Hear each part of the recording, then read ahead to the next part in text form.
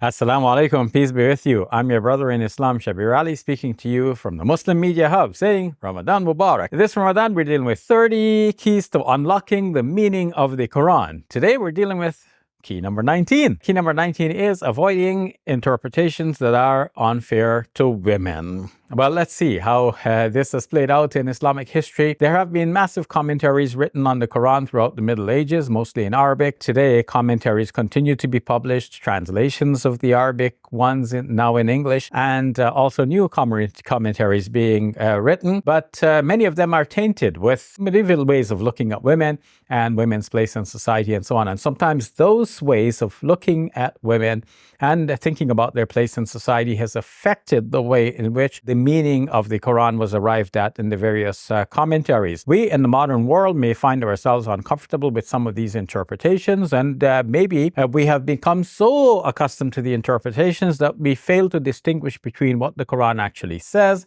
and what the interpreters have made it out to be. So in this episode, we want to look at this important key, which is an insight into separating the two, clarifying what really is the Quran and what people have made it out to be, so that we, starting with the Quran, can ask ourselves, how does the Quran apply to our modern world in which we recognize the rights of women, in which we tend to be fair? Islam granted rights to women which were long recognized in Muslim societies, even by the same commentators that I'm talking about. They rose above the times and places in which they lived by instituting rights for women, rights which were so clearly given in the Quran. For example, the right for women to exercise a vote in Muslim society, the right for them to own property, to keep their own name after marriage. There are verses in the Quran which have been interpreted in a way that is not fair to women. A key verse in this respect is Surah 4, verse number 34. This has widely been interpreted and continues to this day to be interpreted to mean that a man has the permission from God to beat his wife. But the verse that they were looking at, Surah 4, number 34, when understood, given our previous keys, in the light of the context of the rest of the Quran, for example, we will see that it doesn't actually mean that. Verse number 34 comes naturally after verse number 29, and there the address was Ya ayyuhalladhina amanu, O you who believe. And since the address is to believers in general, it is obviously not an address to husbands in particular. Verse number 34 was interpreted by those who said that it means that a man could beat his wife, to mean that it is an address to men in particular, to husbands. Otherwise, if we take it to be an address to believers, look at how it reads. It begins by saying, Ar-rijalu qawwamina ala nisa. The men are protectors and maintainers of the women. It doesn't say the husbands are, or necessarily it's men, the ar-rijal, men are. And it doesn't say, oh, you men, you are protectors of women. It's not addressing the men, it's addressing the community in general. But ya ayyuhalladhina amanu, that's the address that started in verse number 29. It continues all the way here. Notice what happens when we get to the very next verse, verse number 35. There, clearly the address is to the Muslim community. In fact, when the classical commentators took verse number 34 as though it was an address to men, in particular to husbands, when it came to verse number 35, they had to ask again, who is being addressed now? Because they know that verse number 35 cannot be an address to men in particular. It must be to the Muslim community in general. So, for example, Ar-Razi, one of the classical commentators, in his massive commentary on the Quran, which is called Mafatih al-Ghaib, and which Muslims come to affectionately refer to as Tafsir al-Kabir, which means the large tafsir, so big it is. So when verse number 35 is being dealt with, Ar-Razi, the great commentator, says, he asks out loud, Man al-Mukhatab fi hadhihi al-ayah, who is being addressed in this verse? The reason he has to ask this out loud is because in the previous verse, his assumption was that this is being addressed to men, and men are being told that they have the permission to beat their wives. But when it comes to verse number 35, he realizes that this is an address to the Muslim community in general, who If they see that there is a rift between husband and wife, the matter is brought to the court. Naturally, the community will step in. Or if they notice that some abuse is taking place, even if there is no case brought to the qadi or to the judge, the Muslim community is going to try to settle this matter by appointing an arbiter, one from the man's family, another from the woman's family, so that they can make amends and their marriage can be successful. Now, once we realize this, that before verse number 34 and after verse number 34, the address is to the Muslim community in general, so too in verse number 34, it must be to the Muslim community, especially since in verse number 34, it says, وَاللَّاتِي تَخَافُونَ نُشُوزَهُنَّ. As for those whose recalcitrance you fear, فَإِذُوهُنَّ وَهْجُرُوهُنَّ وَاضْرِبُوهُنَّ فِي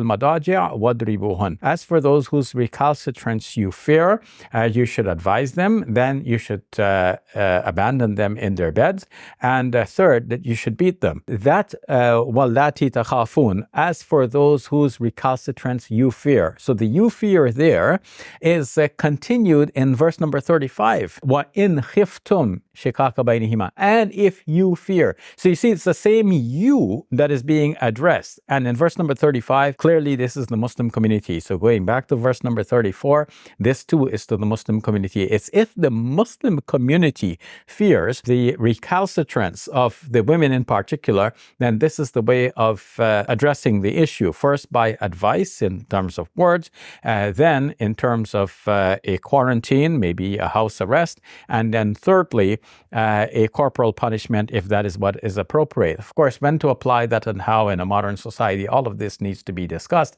but we're asking about what the verse meant at the time when it was first revealed. So the verse did not mean, and it did not say that husbands should or could beat their wives. Otherwise, for it to say that, it would have to start by Ya ayyuhar rijal, O you men, and say that وَاللَّاتِي تَخَافُونَ نُشُوزَهُنَّ, as for those whose recalcitrance you fear. So it will be, O you men, if you fear the recalcitrance of your wives, then you do this. But that's not what the verse says. Basically, the verse is addressing the believers, because that address to believers started in verse number 29 and continues into verse number 35, and is saying to the Muslim community, the believers in general, if you fear that women are committing some acts of lewdness, then this is how you deal with them. First, advise them, then place them under house arrest, and then finally, if they're still not complying with the mores and decency that would be expected of a Muslim community,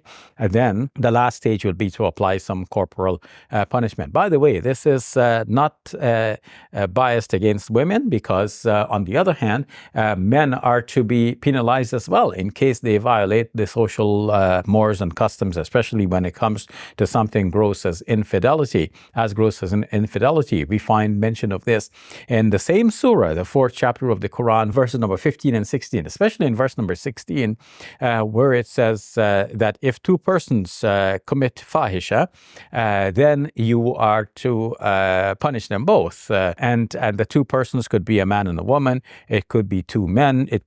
So men definitely are included there, given the grammatical construction. So the Quran is very fair and square to both genders. If men commit acts of lewdness, they are to be dealt with according to the society's norms, which are being revealed here in the Quran. And if women commit acts of indecency, they too should be dealt with according to what is mentioned in verse number 34. It's not a permission for men to beat their wives.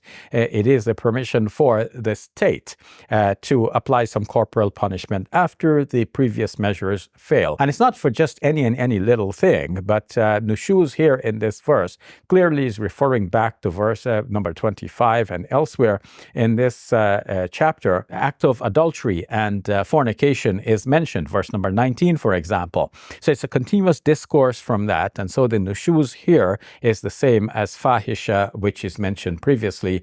And that could be something that is less than open adultery. So whereas Surah 4, verse number 20, that is chapter chapter number 24, verse 2, deals with committing adultery, so that the Zani and Zaniyah should both be lashed 100 lashes. So something less than that is what seems to be dealt with in verse number 34 of Surah 4. And so the number of lashes could be less, and the degree of evidence required may be less than the 4 witnesses required in Surah 24. So this is a lesser stage, and it's a corporal punishment to be applied by the Muslim community and by its obvious head as a representative, not by men in particular beating their wives. The Quran does not lend permission for a man to beat his wife, and it is a misunderstanding that arose in the commentaries that has been copied and recopied. So we, coming to the Quran and looking at how to understand it this Ramadan and forever, we need to have these keys. And our key today is to understand the Quran in a way that is not unfair to women. So join me tomorrow when I will look at key number 20, and that is rising above sectarian bias. I'm your brother in faith, Shabir Ally, signing off from Muslim Media Hub, saying Assalamu alaikum, peace be with you, and Ramadan Kareem. This Ramadan, we're making history together. Behind me is the building you helped us purchase for the sake of Allah for the establishment of the Muslim Media Hub. We've started filming our television program here called Let the Quran Speak, and we're training the youth to produce other such shows and videos for social media so that we can present the message of Islam to the wider world. This Ramadan, you can help us to raise $100,000 for the sake of Allah Azza wa Jal. Please go to our website, muslimmediahub.com. May Allah bless you and all of your loved ones this Ramadan and forever. I'm your brother in faith, Shabir Ally, saying Assalamu alaikum, peace be with you, and Ramadan Mubarak.